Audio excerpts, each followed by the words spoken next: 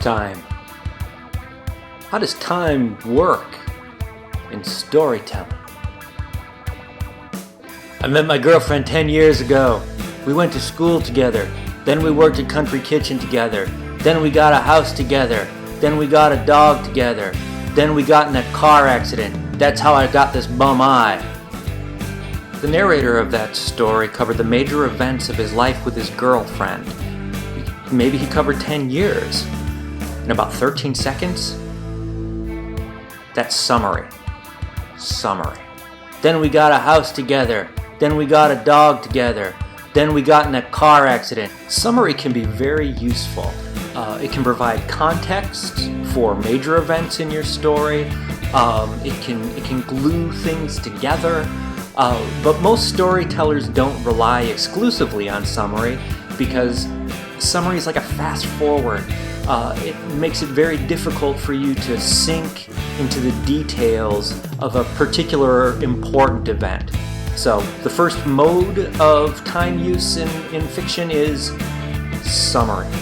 But the most important, the most basic use of time in fiction is the scene. I picked up my girlfriend in my 1979 lime green Ford Fiesta. She was angry as she got in and she slammed the door, which shook the little car. She said, "Why are you so late?" I said, "Late? Look at the snow! It's snowing!" And it was snowing very badly, which slowed me down a lot. She said, "I know it's snowing. Everybody knows it's snowing. Why don't you give yourself more time if it's snowing?" I shook my head. I looked at her. I said, "I gave myself an extra hour, baby. I love you. Love." I drove down the street slowly so as to avoid an accident by sliding off the road. And she said, "Speed up, man, speed up. I want to get home to see my television show. Dang." And I said, baby, I can't go any faster. Look at the weather." And the snow slowly piled on the street in front of us. Out of the corner of my eye, when I could use it, I saw her extend her left leg across the car. She put her left foot on the gas, and she pressed down very hard. And the car shot off like a cannonball shooting out of a cannon. I lost control of it. She screamed, "You idiot!" And I screamed, "Me!" And we went through a ditch, and we jumped out of the other side of a ditch, and we landed in a pine tree where we were suspended 10 feet above the ground. I lost my eye. Maybe that's not a great scene, but it is a scene. A scene is action that takes place in a single setting, essentially in real time, okay? Action that takes place in a single setting in real time.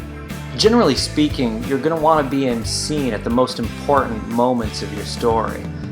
The reason for that is that your reader wants to be there with your character during moments of high conflict and moments where important stuff happens. If you're in summary during those important moments, the full impact of the event isn't going to register with your reader. So scene is super important when conflict is high and important things are going on, generally speaking. And we jumped out of the other side of a ditch and we landed in a pine tree. Not everything should be in scene, of course. If you want to establish that your characters have a good relationship, it's better to say, "We enjoyed watching television together," than to scene out something like this. "What do you want to watch on TV tonight?" I asked. She said, "How about Murder, She Wrote?"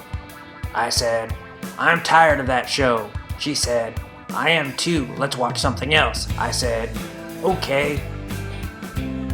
In the story that I'm writing about the man who lost his eye in the car accident, it is important for me to establish that he and his girlfriend had a good relationship up until that moment. That makes the transgression of her forcing him to drive too quickly in the snow all the more tragic. So I want to have a little section of summary that leads into my scene.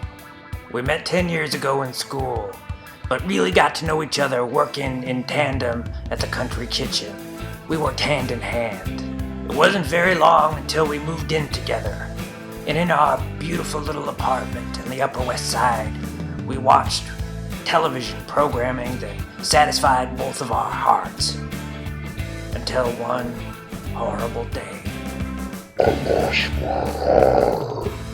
What I'd like to see for this week is a story where you open with summary that sets the context for the conflict, and then in one scene you turn that summary on its head. It can be a car accident, it can be any sort of event featuring high conflict, but just one single scene that turns the context on its head that you've set in your summary. So start with summary, end with scene.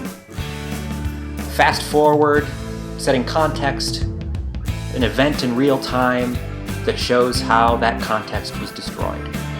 Make sense? Thank you so much. I'm Jeff. I love you. Bye-bye.